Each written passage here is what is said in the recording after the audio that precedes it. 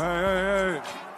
Alright, so got out of my first class today and saw the unfortunate news that Collin Sexton was diagnosed with a torn meniscus, meaning that he is going to have a long rehab period ahead of him. He's going to require surgery, and as of now, there is no timetable for his return. Now, this is obviously a huge blow for this Cleveland Cavaliers team. They've been off to a great start. They're 7-4. They've been one of the surprise teams of the NBA so far. They've been really fun and entertaining and have been just an overall joy to watch. And even though Collin Sexton has taken a step back, at least statistically, from his previous season's numbers, he still remains a very vital piece to this team. He's still their leading scorer in points per game on the season so far, and overall, he's going to leave some pretty big shoes to fill. And all the jokes about these Cleveland Cavaliers starting lineups and just lineups, multiple big men lineups in general, they've been fun. They've been a good laugh. They continue to win, so I think that also plays a factor into why we continue to just have fun with this team. But losing a guard like Sexton for a long period of time will actually pose some major issues to this roster and its construction, and I think a move will have to be made at some point. And I say that because when you look at the rest of this roster, the only guards that have really been getting solid play and solid minutes per game is obviously Collin Sexton,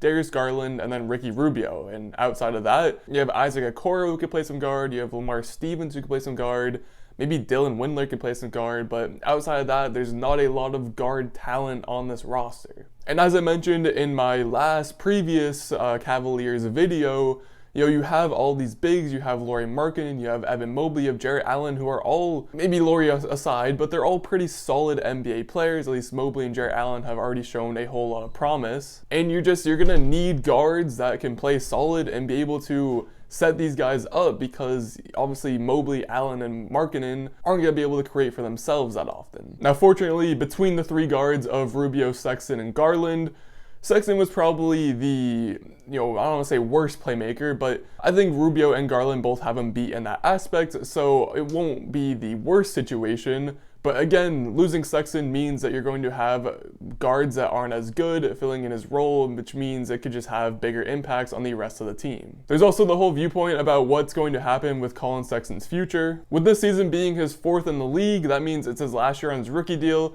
He's up for an extension, and I know the talks between him and the Cavaliers front office have kind of stalled out and gotten to a point where it seemed like there might not be a deal that gets signed before the deadline. But this injury will throw a completely whole other wrench into the situation. Because now, rather than potentially being a highly coveted restricted free agent with a lot of teams potentially bidding a lot of money on him, Sexton very well might miss the rest of the season and have to take a 1 or 2 year, prove-it deal with the Cavaliers just to go out and show that he's still the same capable player that he was pre-injury. Now, do I believe in Collin Sexton to come back and still be an impactful NBA player? Yes, absolutely. Anyone in the NBA who's capable of averaging over 24 points per game by the time they're in their 3rd season definitely has earned a spot in the league. I don't think there's going to be anyone questioning that, but I will suspect that there will be some teams that might be hesitant now to maybe throw as much money as they would have been willing to, obviously pre-injury. Now, obviously that is unfortunate for Collin Sexton, but also you have to think about it positively, that maybe a team will take a chance on him, and maybe he will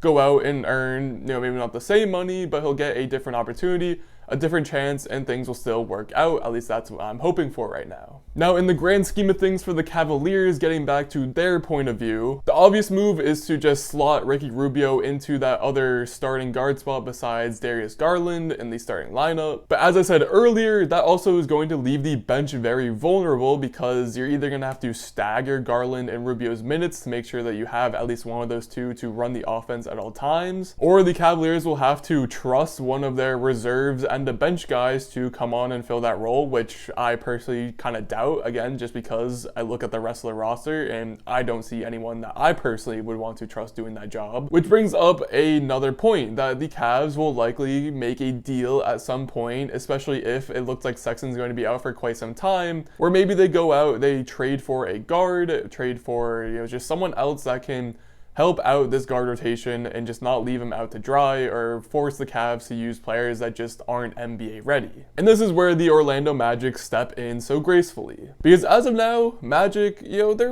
doing all right. They're doing their thing. They're 3-8. They've had a lot of good wins, but they've also had a lot of bad losses. This is what we all expected from this Orlando Magic team. But something that I don't think we expected quite as much was just the amount of potential that their players are actually showing for once. I know I already talked about this in a recent Magic video that I made, but it's still holding true and even superseding what I previously said in that video, so I wanted to reiterate and hop back on the Orlando Magic train. The obvious point to be made from recent Orlando Magic games is that Cole Anthony is looking like he's that guy. He's legit. I feel pretty confident saying that he could easily be an all-star at some point later on in his career. Maybe not this season, maybe not the next season, but at some point I wouldn't be shocked.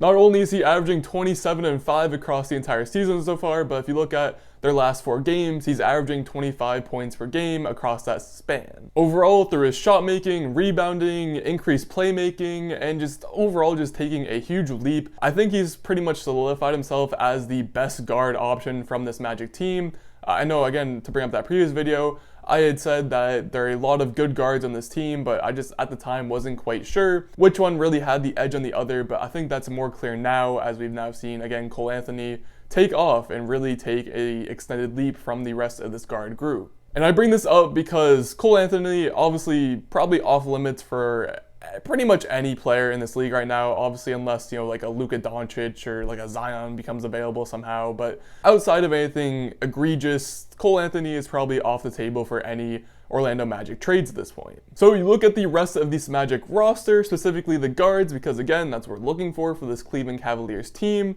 and you see that they have Jalen Suggs, probably also off limits considering he's only played in a handful of games in his career so far. 5th overall pick. Wouldn't exactly be the best look for the Magic to give up on their 5th overall pick, no matter how many struggles he's shown so far, because yes, I understand Suggs hasn't been the best player ever to open up the gates of his career, but that's okay. I don't really know why people are expecting him to be some all-star right out the gun.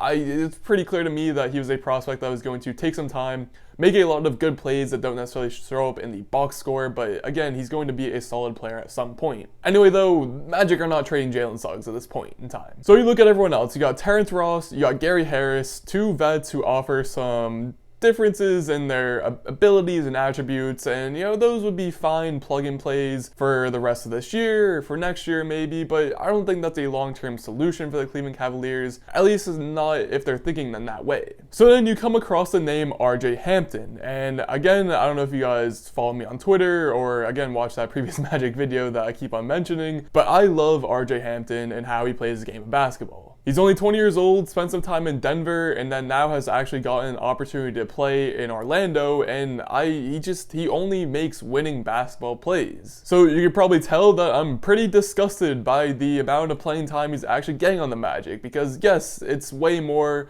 than he had in Denver, but Denver is also a contending team. The Magic are not a contending team and should have plenty of time for all of its players to play. And yet, if you look at the last 4 games that Orlando has played, you would see that RJ Hampton is sitting at around 18 minutes per night, while you have Gary Harris and Terrence Ross both playing 26 minutes a night. 2 veterans who, again, don't have much of a future. We know what they are. RJ Hampton, on the other hand, still has a lot of potential, and I don't think we're quite sure what exactly his ceiling is right now, so I might need someone to help explain to me why both Terrence Ross and Gary Harris are averaging, 8 more minutes a night than RJ Hampton. It doesn't make sense. So I personally would love to see RJ Hampton potentially be involved in a trade to the Cleveland Cavaliers. I think he would offer just a really, really solid guard option for them off the bench. He'd be able to get closer to the low 20s in minutes per night. He could show off some more skills, as again, Cavs need a guard right now. But Hampton also offers a long-term solution at the guard spot for the Cavs as well. In the case that, a year or 2 from now, maybe Ricky Rubio is back on the move, just because that seems to be a Ricky Rubio type thing. And at that point, Cavs, they'd have Garland, they'd have Sexton if they decide to keep him. They have RJ Hampton to solidify that rotation. They have all their bigs that have been playing pretty well to open out the season so far. And I just think that would put them in a much better spot, both for now and for the future, and it makes so much sense in my head that I'm just going to keep on talking about it until I'm eventually proven wrong, either by RJ Hampton not being traded or being traded to a non-Cavaliers team, or the Cavs trading for someone else, or you get my point. But to quickly wrap up this video, injuries still suck. Injuries will always suck. I hope that Collin Sexton gets back and rehabs and is back in a timely manner and is able to put on for the NBA again, because he is one of the best exciting young scorers that the league has right now. But at the same time, Magic also have to figure out their rotations, because RJ Hampton deserves so much more time on the court than what he's getting right now. And if you've made it to this point in the video, then congratulations, you're a real one. Now, if you enjoyed this video, maybe think about hitting the subscribe button. It should be somewhere in this general direction. Or if you're not sure yet, maybe check out another video which should be in this general direction. Either way, thank you for watching.